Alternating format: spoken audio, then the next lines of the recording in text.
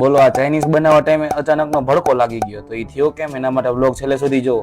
તો મિત્રો આજે હતો રવિવાર અને રવિવારે મને વિચાર આવ્યો કે હું મારું બાઇક સાફ કરું.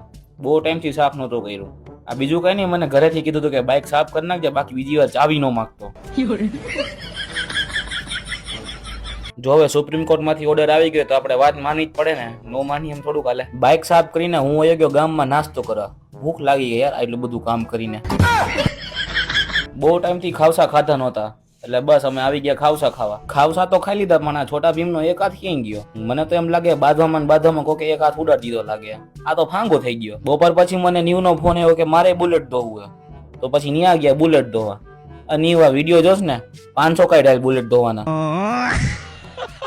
બોલો નીવે 500 તો નો આવ્યા પણ અમને થાય ચાઇનીઝ ખવડાવવા લઈ ગયો. 500 નું કામ 200 પતાવ્યું. જોવો ને ઠીક, બીજું હું અમે ચાઇનીઝ ખાઈને હુઈ જાય અને તમે હુઈ જાવ.